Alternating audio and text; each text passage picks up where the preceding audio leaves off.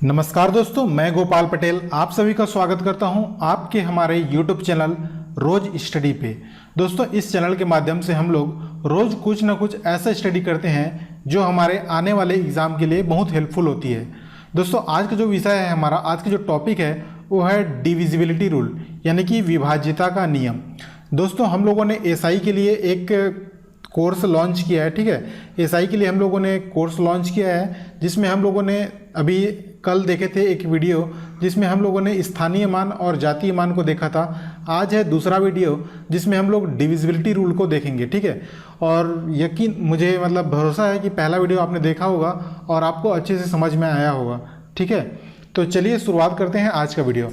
लेकिन वीडियो शुरुआत करने से पहले आप सभी से एक रिक्वेस्ट थी, अगर आपने अभी तक हमारे चैनल को सब्सक्राइब नहीं किया है तो चैनल को ज़रूर सब्सक्राइब कर लें और बगल में जो बेल आइकन है उसको ज़रूर प्रेस करें। ठीक है, बेल आइकन को प्रेस करेंगे तभी आपको नोटिफिकेशन जाएगा और आपकी हमारी दोस्ती हो सकेगी। अगर आप व्हाट्सएप और टेलीग्राम ग्रुप से ज्वाइन होना चाहते हैं तो नीचे डिस्क्रिप्शन बॉक्स में लिंक दिया हुआ है, वहाँ से आप फ्री में ज्वाइन हो सकते हैं। ये हैं कल के 3 हीरो जिन्होंने कमेंट किया था सही आंसर। ठीक है, कमेंट तो बहुत सारे लोगों ने सही आंसर किया था, लेकिन ये जो 3 हैं वो पहले कमेंट किए थे। पहले कमेंट किए थे भोज ब्लॉग्स, सेकंड पे हैं जितेश पटेल और थर्ड पे हैं ओम नायक। इन तीनों को ऑल द बेस्ट, बहुत बहुत बधाई, और जिन्होंने भी कमेंट किया उन सभी को बहुत बहुत बधाई। देखिए, डिविजिबिलिटी रूल या विभाज्यता का नियम ये है क्या, आखिर इसकी ज़रूरत क्यों पड़ी हमको, तो एग्ज़ाम में इसकी क्या इम्पोर्टेंस है, इसको हम लोग क्यों पढ़ें, पहले तो ये समझना पड़ेगा। तो देखो, हमारे पास कोई भी संख्या आपको दी रहेगी। ठीक है, कोई भी नंबर आपको दिया रहेगा। अब इसको डिवाइड करने के लिए, जैसे सरलीकरण जब पढ़ेंगे, जब आप सिंप्लीफिकेशन, तो उसमें ये ज़रूरत पड़ेगा। कैलकुलेशन को ईजी करने के लिए ये टॉपिक है। ठीक है, डिविजिबिलिटी रूल, इसीलिए मैं इसको स्टार्टिंग में बता रहा हूँ। अब मान लीजिए इसको आपको देना है 7 से भाग, तो आप कैसे चेक करेंगे कि ये जो संख्या है ये 7 से भाग जाएगी कि नहीं। अब ये संख्या अगर छोटी सी है तो आप तो ईजिली कैलकुलेट कर लोगे। 7 चौक, जैसे ये 28 है तो आप इसको 7 चौक 28 ईजिली कैलकुलेट कर लोगे। लेकिन यही जब संख्या बहुत बड़ी हो जाए, जैसे कि मान ले एक संख्या लेते हैं 5, 7, 2, 9, 6, 2, 8, 5, 6, ऐसा कुछ संख्या रहे। ठीक है, इतना बड़ा संख्या, अब इसको 7 से डिवाइड करना रहेगा, तो आप इसको कैसे चेक करेंगे कि ये 7 से भाग जाएगा नहीं। तो उसी का ये आज का जो टॉपिक है डिविजिबिलिटी रूल, उसी के हिसाब से हम लोग आज जानेंगे कि कौन संख्या किससे भाग जाएगा या नहीं। लेकिन बेसिक रूप से देखो, बेसिक रूप से इसमें आपको 2 से लेकर 11 तक आनी चाहिए। ठीक है, फिर हम लोग और जानेंगे कि और बड़ी संख्या से हम लोग कैसे भाग देकर चेक कर सकते हैं। प्लस इसमें जो बनने वाले क्वेश्चन होते हैं उनको हम लोग कवर करेंगे, जो आपके प्रीवियस एसआई या एमपीएसआई, यूपीएसआई या जो भी विभिन्न एग्जाम में पूछे गए हैं, तो सारे प्रीवियस ईयर के क्वेश्चन को भी धीरे धीरे कंप्लीट करेंगे। तो इस वीडियो के साथ जुड़े रहिएगा। अगर वीडियो पसंद आए तो प्लीज़ वीडियो को लाइक कीजिएगा और अपने दोस्तों के साथ शेयर जरूर करें। ठीक है, तो चलिए आज की क्लास जो है वो शुरुआत करते हैं, और शुरुआत करते हैं छोटे छोटे नंबरों से। तो पहले स्टार्ट करते हैं 2 से।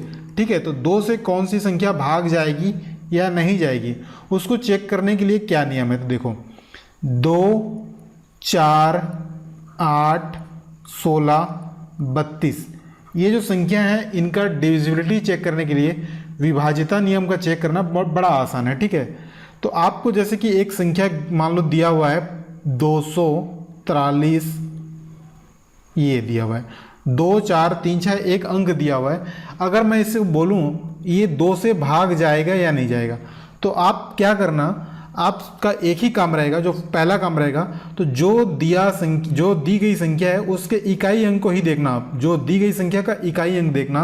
अगर इकाई अंक, ठीक है, इकाई अंक मतलब लास्ट डिजिट, ठीक है, 0, 2, 4, 6, 8 होगा, तो जो दिया गया संख्या हो वो पूरा पूरा भाग चला जाएगा। जैसे यहाँ पे इकाई अंक 6 है, तो 6 है मतलब ये संख्या भाग चला जाएगा, चाहे इधर कुछ भी हो उससे मतलब नहीं रहेगा। अगर इकाई अंक 0, 2, 4, 6 हो तो 2 से वो भाग चला जाएगा। उसी प्रकार 4 के लिए देखते हैं, तो 4 में लास्ट 2 डिजिट को देखते हैं। जैसे कि मान लीजिए यही संख्या है 2, 4, 3, 6। अब ये संख्या 4 से भाग जाएगा या नहीं जाएगा, इसको चेक करना है। तो अभी क्या करना है, लास्ट 2 अंक को पकड़ना है, सिर्फ लास्ट 2 अंक को पकड़ना और भाग देकर देखना, ठीक है। तो 4 से 36 को भाग देंगे देखना, अगर पूरा पूरा भाग चला जाएगा तो 4 से वो संख्या भाग चली जाएगी, चाहे संख्या के इधर कुछ भी लिखा रहे, जैसे कि यहाँ पे 5, 1, 6 कुछ भी संख्या रहे वो भाग चला जाएगा। अगर लास्ट 2 अंक 4 से भाग जाएगा तो दी गई संख्या 4 से भाग चली जाएगी। उसी तरह 8 से देखने के लिए क्या करना पड़ेगा, जैसे कि मैं एक संख्या लिख रहा हूँ, देखो यहाँ पे एक संख्या है 582 582 784 784। ये संख्या जो है ये 8 से भाग जाएगा नहीं, ये कैसे चेक करेंगे? तो सर आपने तो बताया था 2 और 4 के लिए, तो 8 के लिए क्या होगा? अभी तो बताया नहीं है, तो बता दीजिए। तो ध्यान से सुनो, 8 के लिए क्या करना है, लास्ट 3 डिजिट को देखना है आपको, ठीक है। लास्ट 3 डिजिट को पकड़ना है और ये 8 से भाग जाएगा कि नहीं उसको देखना। तो 784 8 से भाग जाएगा कि नहीं उसको चेक कर लोगे। तो 8 का पहाड़ा पढ़ोगे तो 8 निया 72 होता है, ठीक है। 8 निया 72, बच गए कितने? 6, फिर ये 64 हो जाएगा, तो 8 अट्ठे 64, मतलब 784 भाग चला जाता है। तो ये दिया हुआ संख्या, ये दी गई संख्या 8 से भाग चली जाएगी, 8 से डिवाइड हो जाएगी, ठीक है। 16 के लिए क्या करना पड़ेगा, लास्ट 4 डिजिट को देखना पड़ेगा। 32 के लिए क्या करना पड़ेगा, लास्ट 5 डिजिट को देखना पड़ेगा, ठीक है। एक बार मैं फिर से रिवीजन कर दूँ, शॉर्ट में क्या होता है, शॉर्ट में समझो क्या हो रहा है। जैसे इकाई अंक मतलब 2 से अब चेक करना रहेगा, 4 से चेक करना रहेगा, 8 से चेक करना रहेगा, 16 से करना रहेगा या 32 से। तो 2 को क्या लिखते हो, 2 का पावर 1, 4 को क्या लिखते हो, 2 का पावर 2, 8 को क्या लिखते हो, 2 का पावर 3, 16 को क्या लिखोगे, 2 का घात 4, और 32 को क्या लिखोगे, 2 का घात 2 के घात 5। यानी कि अगर किसी नंबर को 2 से चेक करना रहेगा तो आप उसके लास्ट 1 डिजिट को देखना। लास्ट 1 डिजिट अगर 0, 2, 4, 6, 8 है तो वो संख्या 2 से भाग चली जाएगी। अगर 4 से भाग देना रहेगा, कोई भी संख्या को 4 से भाग देना रहेगा, तो उसके लास्ट 2 अंक को भाग देकर देखना 4 से। अगर वो पूरा पूरा भाग चला जाएगा तो वो दी गई संख्या भी 4 से भाग चली जाएगी। उसी तरीके से मेरे को 8 से भाग देकर देखना पड़ेगा। तो मतलब कोई संख्या दिया रहेगा, उसको 8 से भाग देना है, तो हम उसके लास्ट 3 डिजिट को देखेंगे। जैसे यहाँ पे घात 3 है तो लास्ट 3 डिजिट को देखेंगे, ठीक है। अगर ये भाग जाएगा तो संख्या चाहे कुछ भी रहे, इधर मैं कुछ भी लिख दूँ, 5, 6, 7 कुछ भी लिख दूँ, ये संख्या भी 8 से भाग चली जाएगी अगर लास्ट के 3 डिजिट चले गए तो।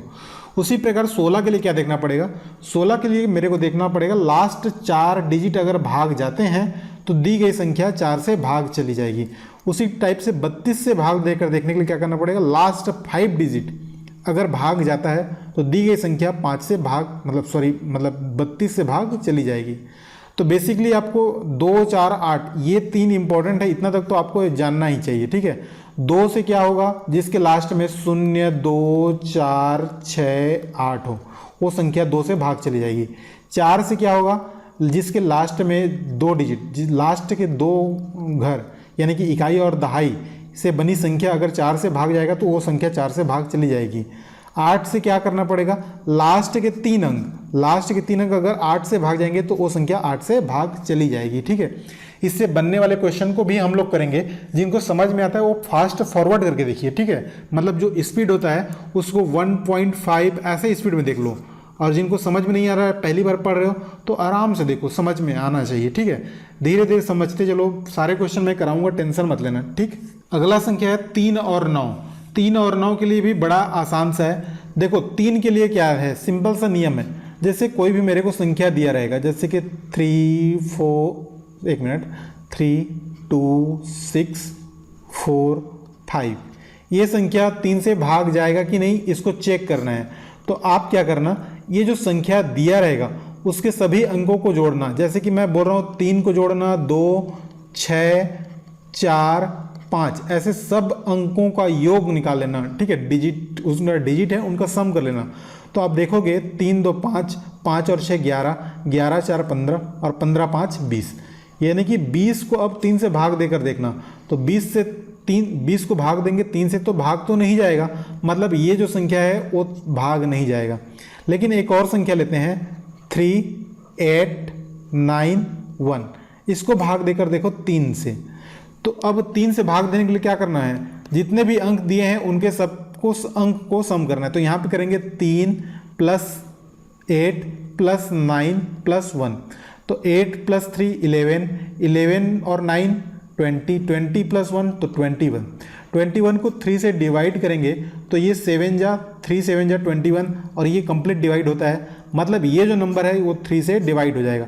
तो 3 से डिवाइड चेक करने के लिए क्या करना पड़ता है, उसके सभी अंकों का योग करते हैं और उससे प्राप्त जो संख्या है वो अगर 3 से भाग चला जाए तो दी गई संख्या भी 3 से भाग चली जाएगी। ठीक है, उसी प्रकार 9 के लिए क्या करना है आपको, 9 के लिए क्या करना है, एक और मैं क्वेश्चन लेता हूं, जैसे कि ये लेते हैं 4 3 2 7 8 2, ठीक है, ये संख्या देखना है। अब ये 9 से डिवाइड होगा कि नहीं चेक करना है। तो 9 से डिविजिबिलिटी के रूल के लिए क्या है, सिंपल सा है, देखो 3 के लिए सभी अंकों को जोड़े और 3 से भाग जा रहा है कि नहीं ये देखे। उसी टाइप से 9 से देखने के लिए क्या करना पड़ेगा, सभी अंकों को जोड़ेंगे और उसको चेक कर लेंगे कि वो 9 से भाग जा रहा है कि नहीं। अगर भाग चला गया तो 9 से भाग जाएगा, अगर भाग नहीं जाता है तो 9 से नहीं जाएगा। तो सबको सम करते हैं। तो देखो 8 2 10, 10 7 17, 17 3 20, 20 2 22, 22 4 26। अब 26 को 9 से भाग देंगे तो 26 को 9 से भाग देंगे तो 9 के पहाड़ा में तो 26 आता नहीं है, 9 के टेबल में 26 आएगा नहीं, मतलब ये जो दी हुई संख्या है, ये जो दी हुई संख्या है ये 9 से डिवाइड नहीं होगी। लेकिन यहाँ पे मैं 1 लिख देता हूँ, ठीक है, मान लो ऐसे बढ़ा दिया। अब ये नई संख्या है 4 3 2 7 8 2 1। अभी इसके अंकों का योग करेंगे तो 4 3 7 2 9 9 और ये 10 6 16 16 16 और 4 20 4 24 25 26 1 27, ये 27 हो गया। ठीक है, अब 27 को आप 9 से भाग देंगे तो ये 3 बार में चला जाएगा, मतलब ये जो दी हुई अब की संख्या है वो 9 से भाग चली जाएगी। तो सिंपल सा 3 और 9 का है, उनके डिजिट का सम करो और 3 से भाग जाता है, मतलब दी गई संख्या 3 से भाग चला जाएगा। कोई संख्या दिया रहेगा उसके सभी अंकों का योग 9 हो, मतलब सभी अंकों का योग करेंगे और 9 से भाग जाएगा तो वो संख्या 9 से भाग चली जाएगी। चलिए देखिए अगली जो अंक है वो है 5 और 10 से कैसे चेक करेंगे। तो कोई भी संख्या 5 से भाग जाएगा नहीं, उसको चेक करने के लिए क्या है, तो 5 से चेक करने के लिए क्या करना, उसके इकाई अंक को देखना आप, 5 से भाग जाएगा या नहीं जाएगा, उसके लिए क्या करना, उसके यूनिट प्लेस या इकाई अंक, ठीक है, उसके यूनिट प्लेस को आप देखना। अगर वो 0 और 5 हो, ठीक है, तो वो संख्या तो 5 से भाग चली जाएगी। जैसे कि कोई भी एक अंक लेते हैं, कोई भी एक जैसे नंबर है 505, ये 5 से डिवाइड होगा या नहीं, तो आप उसके यूनिट प्लेस को देखना। अगर ये 0 और 5 है तो ये जो अंक है इधर कुछ भी लिख दो आप, ठीक है, 6 2 कुछ भी लिख दो, ये 5 से भाग चली जाएगी। अगर यूनिट प्लेस 0 और 5 के अलावा कुछ भी हो तो वो संख्या 5 से भाग नहीं जाएगी। ठीक है, तो 10 के लिए क्या है, अब 10 के लिए भी सिंपल सा है, उसके यूनिट प्लेस पे लास्ट डिजिट जो होता है, यूनिट प्लेस या इकाई अंक बोलो, यूनिट डिजिट वो 0 होना चाहिए। लास्ट के लिए क्या होना चाहिए, एक ही कंडीशन है, 0 होगा तभी वो संख्या 10 से भाग चली जाएगी। ठीक है, तो ये सिंपल थे 5 और 10 के। चलिए देखिए 6 से भाग जाएगा या नहीं, इसको चेक करने का क्या रूल है। तो कोई भी संख्या 6 से भाग जाएगा या नहीं जाएगा, इसको चेक करने के लिए सिंपल सा रूल है, दी गई संख्या को 2 और 3 से अलग अलग भाग देकर देखेंगे। अगर 2 और 3 दोनों से अलग अलग भाग चला जाएगा तो दी गई संख्या भी 6 से भाग चली जाएगी। जैसे कि ये जो संख्या है, अगर ये संख्या 2 से भाग जाएगा तो या नहीं, उसको चेक करते हैं। 2 से भाग के लिए क्या करेंगे, लास्ट डिजिट को पकड़ेंगे और देखेंगे कि अगर वो 0 2 4 6 8 हो तो 2 से भाग जाएगा, तो यहाँ पे 6 है, मतलब 2 से तो भाग चला जाएगा। अब 3 से चेक करेंगे, तो 3 से चेक करने के लिए क्या है, इसके सभी अंकों को जोड़कर देखेंगे कि वो 3 से भाग जा रहा है कि नहीं। तो सिंपल सा करेंगे, 3 और 2 5, 5 और 7 12, 12 और 6 18, 18 और 3 21, 21 6 27। अब इस 27 को 3 से भाग देकर देखेंगे कि भाग जा रहा है कि नहीं। तो 3 या 27 मतलब भाग जा रहा है 3 से भी, तो 2 और 3 दोनों से भाग जा रहा है, मतलब ये संख्या जो है वो 6 से भी भाग चली जाएगी। ठीक है, उसी प्रकार इसको भी देखते हैं, 2 से एक बार देखोगे तो इकाई अंक 0 है, मतलब 2 से भाग चला जाएगा। अब 3 से देखेंगे, 3 से भाग जाएगा कि नहीं, तो 9 1 10, 10 7 17, 17 2 19, 19 और 3 22, 22 5 27, 27 मतलब ये भी 3 से भाग चला जाएगा। तो ये 2 और 3 दोनों से अलग अलग भाग चला जा रहा है, 2 और 3 दोनों से पृथक पृथक भाग जा रहा है, मतलब ये जो संख्या है वो 6 से भी भाग। देखो एक इम्पॉर्टेंट बात बता रहा हूँ, उसको ध्यान से सुनो। जैसे मैं बोला 6 से कोई संख्या भाग जाएगा या नहीं, उसको चेक करने के लिए आप 2 और 3 से चेक कर लेना। उसी प्रकार मैं 12 के लिए बोलूँ तो आप क्या कर लो, 3 और 4 से पृथक पृथक चेक कर लोगे। 15 के लिए बोलूँ तो आप क्या कर लोगे, 3 और 5 से चेक कर लोगे, ठीक है। लेकिन मैं 18 से बोलूँ तो आप क्या करोगे, 6 और 3 से चेक करना। देखो 18 बोलूँ तो 6 या 3 से चेक करोगे कि 9 और 2 से चेक करोगे, ठीक है। इन दोनों कंडीशन आ गए, 2 कंडीशन आ गए, तो दोनों में से आप किसको लगाओगे, ठीक है। उसी टाइप से 48 आ गए, मतलब 48 है, तो इसको 24 और 2 से देखोगे कि 2 और 3 से देखोगे कि क्या से देखोगे, इसको कैसे आइडेंटिफाई करोगे, ठीक है, कि 16 और 3 से चेक करके देखोगे, मतलब कैसे आइडेंटिफाई करोगे कि ये संख्या किससे चेक करना है। जैसे सिंपल सी 6 के लिए बोला 2 और 3, 12 के लिए 3 और 4, 15 के लिए 3 और 5, 18 के लिए 2 आ रहा है, तो इसमें से कौन सा लगाएं। इधर बढ़ते जाओगे तो और बहुत सारे आएंगे, तो उसमें से कौन सा चूज़ करना है वो मैं कल की वीडियो में बताऊँगा, ठीक है। तो अभी आज आप 6 के लिए ही समझो। 6 के लिए चेक करने के लिए सिंपल सा है, 2 और 3 से अलग अलग भाग चले जाने चाहिए। चलिए अब कुछ इंपॉर्टेंट क्वेश्चन करते हैं, जो देखते हैं अगर आपने आज का लेसन अच्छे से किया या नहीं। तो क्वेश्चन करते हैं। चलिए देखिए पहला क्वेश्चन है, क्वेश्चन फर्स्ट आपको पास दिया हुआ है। एक संख्या है 7 5 4 पी, ये 3 से पूरा पूरा भाग चला जाता है, तो ये पी का जो है वो न्यूनतम मान या मिनिमम वैल्यू आपको बताना है। तो हम जानते हैं 3 का डिविजिबिलिटी रूल क्या है, कि इसके अंकों का अगर योग 3 से पूरा पूरा भाग चला जाए तो ये संख्या 3 से भाग चला जाएगा। तो यहाँ पे चेक करते हैं, 7 5 12 4 16, तो ये बन रहा है 16 प्लस पी, इसको 3 से भाग देना है, तो पी का न्यूनतम क्या रख सकते हैं, 0 रखेंगे। तो 16 प्लस 0 बटा 3 करेंगे, यानी 16 को 3 से भाग देंगे तो पूरा पूरा भाग नहीं जाएगा, यानी ये नहीं हो सकता। अब 1 रखोगे तो 16 1 17, 17 भी 3 से भाग नहीं जाता, तो ये भी नहीं हो सकता। अब 2 रखोगे तो 16 2 18, 18 3 से भाग जाता है, 3 6 18, हाँ, तो ये इसका सही आंसर है। तो हम बोलते हैं मिनिमम वैल्यू 2 होगा। मिनिमम बोले तो 0 से रख कर देखना है, मैक्सिमम बोले तो सबसे ज़्यादा बड़ी जो वैल्यू रहेगी उससे आप चेक करके देखना, ठीक है। जैसे सेकंड क्वेश्चन है, देखो सेकंड क्वेश्चन क्या है, 7 6 P 8, इसको 4 से भाग देते हैं तो पूरा पूरा भाग चला जाता है। तो P के लिए न्यूनतम मान और अधिकतम मान का योग कितना होगा। तो P के लिए न्यूनतम मान और अधिकतम मान अपने को चाहिए और 4 से भाग दे रहे हैं। तो 4 का डिविजिबिलिटी रूल क्या है, तो 4 का डिविजिबिलिटी रूल है कि लास्ट 2 अंक को हम लोग चेक करते हैं, अगर ये 4 से भाग चला जाए, मतलब दी गई संख्या 4 से भाग चला जाता है, तो न्यूनतम वैल्यू निकालना है मेरे को। तो मैं यहाँ पे 0 रख कर देखूंगा, तो 0 8, यानी कि 8 को मैं 4 से भाग दूंगा तो पूरा पूरा चला जाएगा, यानी कि मिनिमम वैल्यू तो कितना हो गया 2। अब मैक्सिमम वैल्यू रखना है, तो मैं यहाँ पे रखूँगा 9। अब 9 98 बन जाएगा, 9 8 लास्ट 2 डिजिट। अब इसको मैं 4 से भाग दूंगा तो ये पूरा पूरा भाग नहीं जाएगा, मतलब 9 तो रख नहीं सकते। फिर मैं 8 रखूँगा तो ये 88 बनेगा, इसको 4 से भाग देंगे तो पूरा पूरा भाग चला जाएगा, यानी कि P का जो अधिकतम मान है वो 8 हो सकता है, न्यूनतम मान है वो 0 हो सकता है। लेकिन क्वेश्चन में क्या बोला है, इनका सम बोला है, तो 0 और 8 का योग पूछा है आपको, तो आप बोलोगे 8। तो ऑप्शन नंबर सी को हम टिक करेंगे, ठीक है। तो ऐसे ऐसे क्वेश्चन आते हैं इस पर, और बहुत अच्छे अच्छे क्वेश्चन हैं, सारे क्वेश्चनों को मैं कराऊंगा, लेकिन उसके लिए आपको वीडियो को लाइक करना होगा और अपने दोस्तों के साथ शेयर कीजिए। चलिए आज का जो हीरो क्वेश्चन है वो देखते हैं। तो दोस्तों ये है आज का हीरो क्वेश्चन, ठीक है। संख्या है 5 1 3 8 2 7 1 A में A का मिनिमम वैल्यू न्यूनतम मान आपको बताना है, जिससे दी गई संख्या 9 से विभाजित हो जाए। ऑप्शन ए है 9, ऑप्शन बी है 1, ऑप्शन सी है 0, ऑप्शन डी है, यहाँ पे आप लिख सकते हो 3, ठीक है।